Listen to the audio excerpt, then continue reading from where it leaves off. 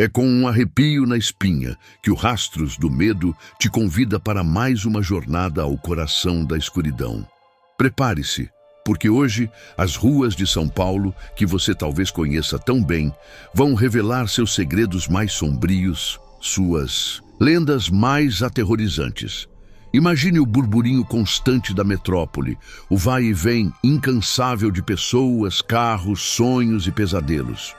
Por trás da fachada de concreto e vidro, existe um outro lado. Um lado que se esconde nas sombras dos viadutos, nos becos esquecidos, nas construções antigas que resistem ao tempo. E é em um desses cantos onde o passado e o presente se misturam em um sussurro quase inaudível que nossa história de hoje começa. Nossa lenda se desenrola no bairro do Bexiga, um lugar pulsante, com sua arquitetura de época, suas cantinas italianas que exalam aromas convidativos e sua vida noturna vibrante. Mas o Bexiga também guarda histórias. Histórias de imigração, de lutas, de alegrias e de um medo ancestral que, de tempos em tempos, insiste em ressurgir. Conheça Beatriz, uma jovem historiadora, com seus olhos curiosos e sua paixão por tudo que é antigo e misterioso. Beatriz não era apenas uma pesquisadora, ela vivia e respirava as histórias que encontrava.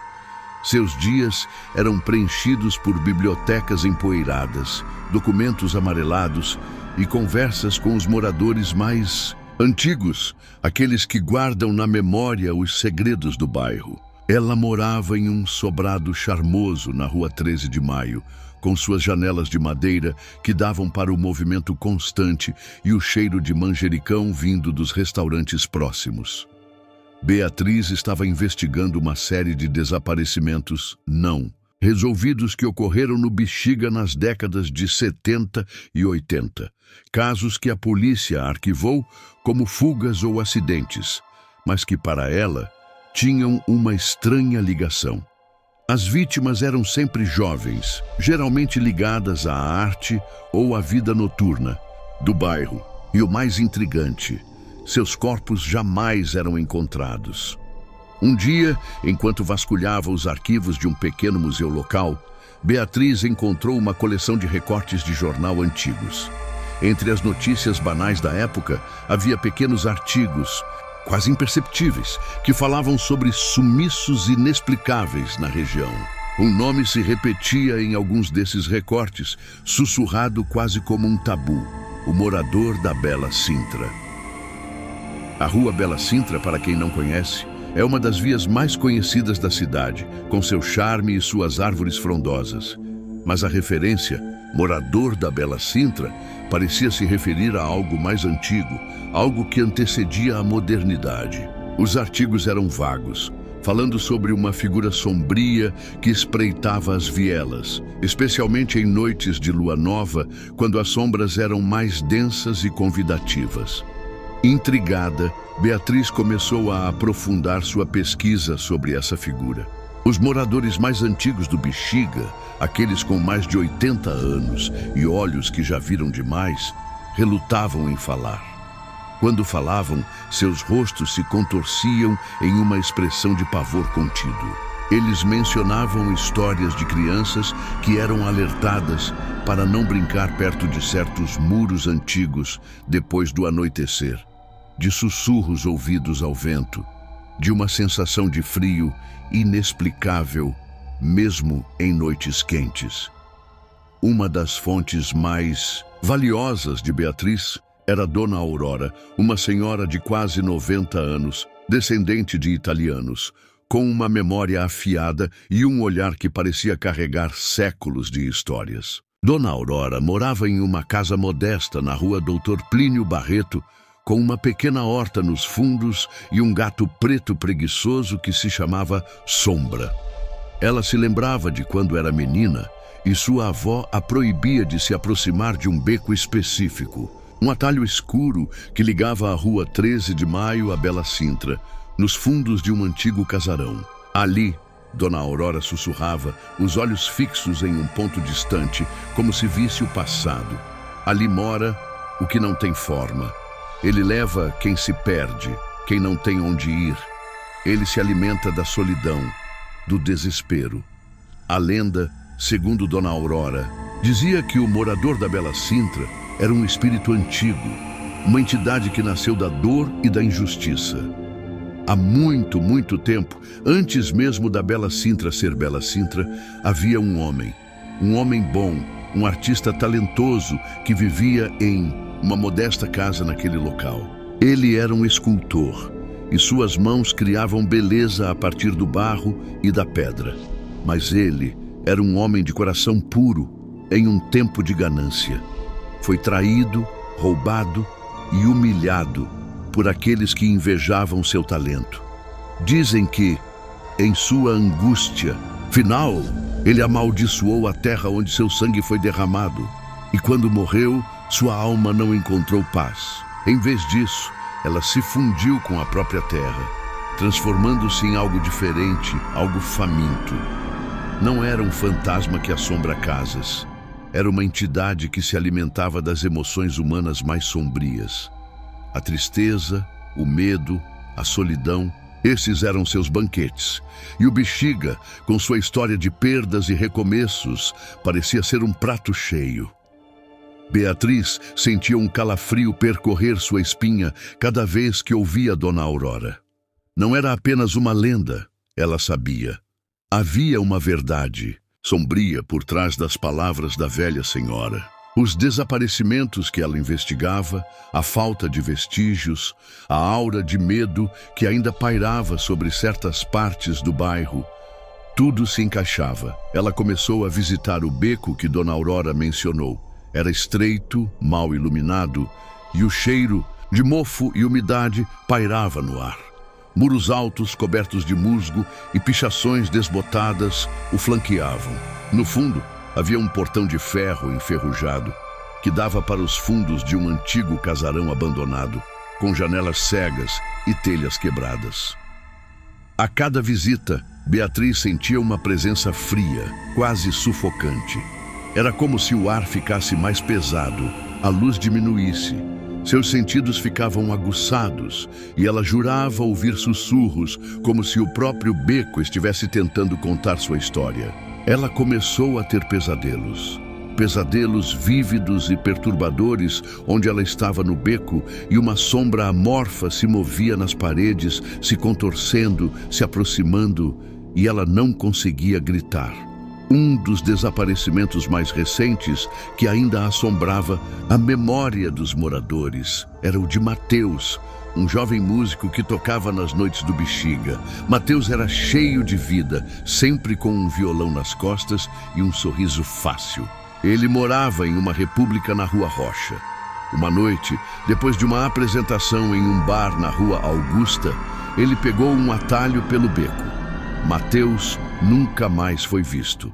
Sua guitarra foi encontrada dias depois, jogada em um terreno baldio perto do viaduto do chá, intacta, mas sem seu dono.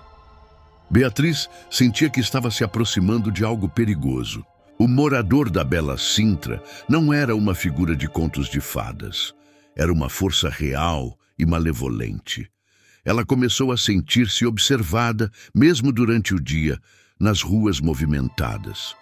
Uma sensação de que olhos invisíveis a seguiam, que a sombra do beco se estendia para além de seus limites físicos. Uma noite, durante uma de suas incursões noturnas no Bexiga, Beatriz decidiu ir até o beco novamente.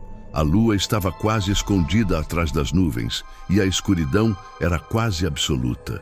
O cheiro de umidade era mais forte e um frio gélido a envolveu, mesmo com o casaco pesado que usava. Ela acendeu a lanterna do celular e o feixe de luz dançou nas paredes sujas, revelando texturas estranhas, como se a própria pedra suasse. Medo. Ela ouviu um sussurro. Não era um sussurro humano, era algo mais profundo, mais antigo, como o som da terra se lamentando. Veio do fundo do beco, do portão enferrujado que dava para o casarão abandonado. Seu coração disparou. Medo, puro, Mas a curiosidade era mais forte. Beatriz deu um passo à frente, e mais um. Cada passo era um eco na escuridão. O sussurro ficou mais claro, transformando-se em uma melodia gutural, distorcida, que parecia vir de todos os lugares e de lugar nenhum ao mesmo tempo. Era uma canção de tristeza, de desespero, de uma fome insaciável. De repente, a lanterna do celular falhou. A escuridão total a engoliu. O ar ficou gelado, tão gelado, que ela sentiu a dor nos pulmões ao respirar. O cheiro de terra molhada e algo mais, algo pútrido, encheu suas narinas. Ela estendeu a mão na frente, buscando um apoio, mas seus dedos tocaram algo pegajoso e frio na parede. O sussurro agora era um rosnado baixo, vindo de muito perto. Beatriz sentiu a presença. Não era uma forma sólida, mas uma massa escura e fria que se movia, se contorcia, se aproximava. Ela podia sentir o ar se rarefazer em volta dela, como se a entidade estivesse sugando a própria vida do ambiente. Um pavor indescritível a dominou. Ela tentou gritar, mas sua voz não saiu. Ela tentou correr, mas suas pernas pareciam presas ao chão. Era o medo que Dona Aurora descreveu. O medo que o morador da Bela Sintra se alimentava. Ela estava paralisada. Sua mente gritava para ela se mover, mas seu corpo não obedecia. A massa escura estava bem na sua frente agora. Ela não conseguia ver olhos, boca, nada que definisse uma criatura. Era apenas uma ausência, uma sombra viva, que parecia pulsar com uma energia maligna. O frio era excruciante e ela sentiu a pele formigar, como se o ar estivesse congelando cada centímetro de seu corpo. Então, uma voz. Não um sussurro, mas uma voz grave que parecia ecoar de dentro, da terra, diretamente em sua mente. Você busca, você encontra, você se torna um de nós. O som da voz não era feito de palavras, mas de sentimentos, dor, fome, solidão eterna. Era a voz de uma alma que se perdeu e se transformou em algo monstruoso. Beatriz fechou os olhos, com força, esperando o fim. Ela sentiu uma pressão em seu peito, como se algo estivesse tentando puxá-la para dentro, para a escuridão daquela massa. Ela se agarrou à sua própria vida, à sua própria existência, com todas as suas forças. E então, em um flash, a lanterna do celular piscou de volta. E a massa escura recuou, se contorcendo e se misturando com as sombras do beco. O frio diminuiu. O ar voltou a encher seus pulmões. Beatriz caiu de joelhos, ofegante, tremendo incontrolavelmente. Ela havia escapado, mas a experiência a mudou para sempre. Ela sabia agora que a lenda não era apenas uma história, era uma advertência. O morador da Bela Sintra não era um mito. E ele espreitava, esperando a próxima alma solitária que se atrevesse a cruzar seu caminho. Beatriz deixou o beco naquela noite com uma nova perspectiva. Sua pesquisa não era mais uma simples investigação histórica. Era uma missão para alertar, para que outros não se perdessem como Mateus e tantos outros antes dele. Ela entendeu que algumas sombras nunca desaparecem, apenas esperam a escuridão para ressurgir. E assim, a lenda do morador da Bela Sintra continua a ser sussurrada pelos ventos do Bexiga, um lembrete sombrio de que mesmo na cidade mais vibrante, o passado nunca está realmente enterrado. Ele vive e se alimenta nas sombras, esperando o momento certo para revelar seus rastros do medo. Se essa história te prendeu do começo ao fim, se você sentiu o arrepio do desconhecido e a curiosidade sobre o que se esconde nas vielas de São Paulo, então deixe o seu like neste vídeo. Seu apoio é o que nos impulsiona a continuar explorando os mistérios mais profundos. E claro, inscreva-se no canal Rastros do Medo para não perder nenhuma das nossas próximas incursões ao terror. E para você que quer continuar mergulhando no suspense, temos um vídeo incrível te esperando agora mesmo na tela. Clique nele e descubra mais um rastro do medo que vai te deixar sem fôlego. Até a próxima história e cuidado com as sombras. Elas podem estar mais perto do que você imagina.